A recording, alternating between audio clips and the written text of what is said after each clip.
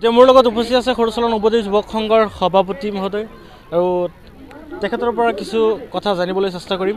হয়, আপোনালোকে যে ইয়াত খেল ধেমালি পাতিছে প্ৰত্যেক বাৰ্ষিক ক্ৰীড়া প্ৰতিযোগিতা আৰু সাংস্কৃতিক অনুষ্ঠান, আপোনালোকে যেনেকৈ ভাবিছিলে তেনেকৈ হৈছেনে? যিহেতু দেখা গৈছে ইয়াত বিভিন্ন স্কুলৰ ছাত্ৰ ছাত্ৰীসকলে অংশগ্ৰহণ কৰিছে আৰু গাঁৱৰ সন্মানীয় ব্যক্তিসকল উপস্থিত আছে, কি ক'ব এই সম্পৰ্কে?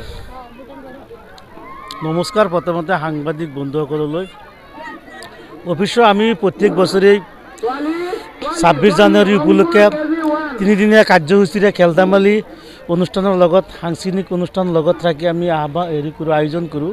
কিন্তু এইবাৰো আমি 26, 27 আৰু 28 তাৰিখে তিনিদিনীয়া কাৰ্যসূচীৰে আমি খেল ধেমালিখন আয়োজন কৰিছোঁ। যদিও মানে কিবা এটা বিসংগতিৰ কাৰণে হয়তো আমি ইমান আৰু ইয়াতকৈ ভালকৈ সাজু হ'ব পৰা নাই। যিহেতু আমাৰ ওচৰতে এখন ধৰ্মীয় সভা আছে, তাৰ কাৰণে আমি আমাৰ যিটো খেল ধেমালি কাৰ্যসূচীখনো আমি পিছুৱাব পৰা নাই। ইফালে আমাৰ ধৰ্মীয় সভাখনৰ কাৰণে খেলি মেলি লাগি থকাত হয়তো আমি অইন বছৰত যেনেকৈ আমি চাৰিওফালে আমি যিটো উজ্জ্বল হেৰিয়ে যিটো মানে শুভাৰম্ভ যিকোনো মানে গেট ছেট কৰি আমি কৰোঁ, সেইখিনি আমি এইবাৰ কৰিব পৰা নাই। যিহেতু দেখাইছে বিভিন্ন স্কুলৰ ছাত্ৰ ছাত্ৰীসকল আহিছে, এই খবৰ কি ক'ব? কেনেকুৱা লাগিছে? যেনেকুৱা ভাবিছিলে তেনেকুৱা হৈছে নে ইয়াতকৈ উন্নত হৈছে? হয়, ভাল লাগিছে।